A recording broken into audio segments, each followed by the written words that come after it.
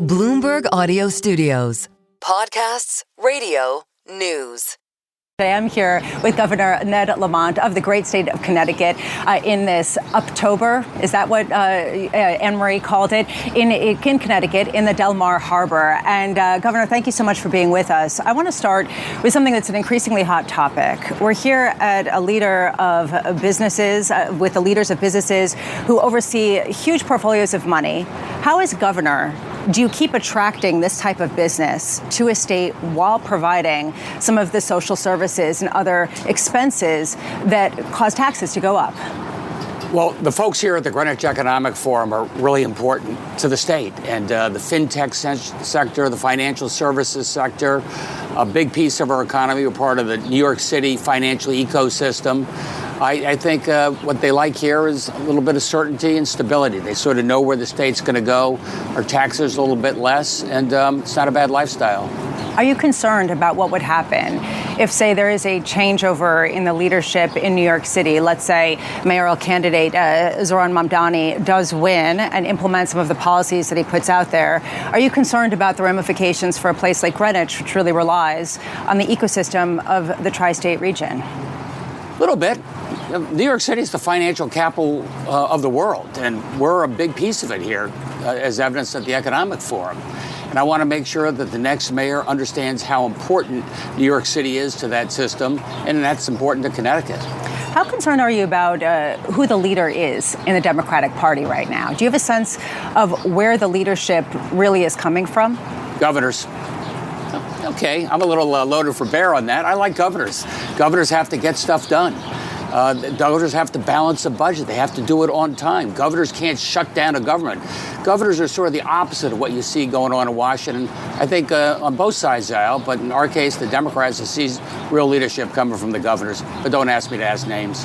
Well, but I'm wondering, though, how does a governor take that leadership when things are shut down in Washington, D.C., and when it seems like there's a real fissure right now in the party, in tactics, in approach, in platform? I can tell you the governor's incredibly frustrated. Democrats are louder about it than Republicans.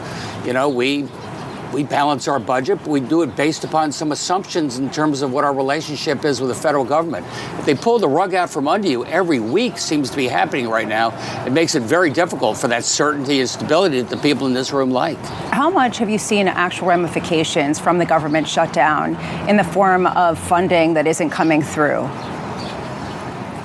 It's not my first rodeo with these Trump shutdowns. So we went through all of our commissioners. We saw what's most at risk, where do you have reserves, WIC, which is women, infant, and children. Probably only had a week's worth of reserve there. So we figured out how we backstop that. SNAP, which is, food benefits, that's the end of this month. So we're watching very carefully where the risk is. And I can't make up all the shortfall, but I'm trying my best to help out the most vulnerable. Well, how long do you have reserves to cover things? In other words, when does the funding run out? Should this shutdown continue for a long period of time? End of this month. SNAP benefits is probably $75 million a month. I can't not make up that shortfall. So if the federal government walks away, that's tough.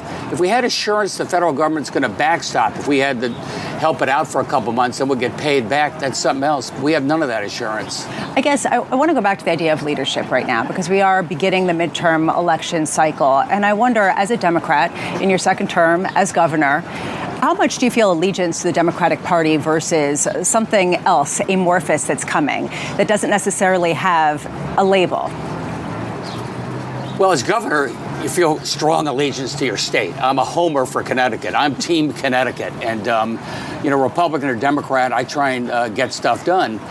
Personally speaking, as I look at a lot of the Civil War down in Washington, D.C., and I look at L.A. and I look at Chicago, I do think it's important that the Democratic governors stand and speak with one voice, that, what we need from the federal government in terms of a reliable partner.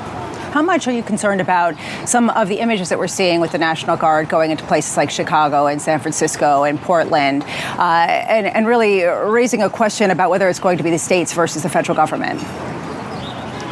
Ray Dalio will be speaking again. Remember a year or two ago, he was talking about Civil War, where you go, oh, Ray, come on. It's a little bit unnerving if you see those images right now. I talked to General Yvonne, the head of the Connecticut Guard. We're very careful. I said, any inquiries from the federal government? I don't know. We just sent our guard to Djibouti, not to Chicago. I feel pretty good about that. Going forward, what is your plan to try to keep businesses here and attract them to the Northeast, given the exodus that has gone to Florida, to other places that have lower taxes? We are speeding up our rail system from, say, Greenwich to Grand Central. That'll be 10, 15 minutes faster. Working really hard to make sure you can get the workforce you need. And again, we haven't raised taxes in 7 years. We've balanced the budget. I think that type of stability is pretty helpful. Do you think that taxes need to come down? Do you think that that's an instrumental part of trying to keep attracting businesses and compete with other states?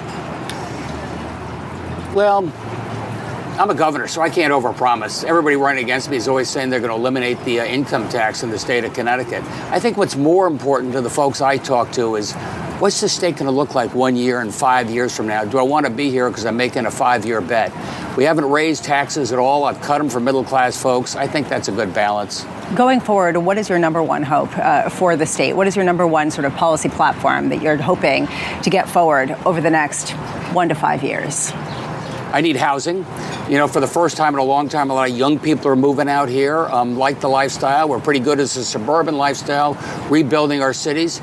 These are cities were 50% bigger 50 years ago. Now they're growing again, where young people want to be. As I talk to the businesses to say, is this a place where young people, young employees want to be? I'm trying to say yes. How much are you participating in the reindustrialization of the United States? I mean, that's been a big platform that we've seen overall. Is that something that you're trying to attract to the state as well? Yeah, I'd like to think of us as the Silicon Valley of manufacturing. We do a lot of complicated stuff like submarines, jet engines, and choppers, and they are growing fast. That's the sort of the heart of our economy in the northern part of the state.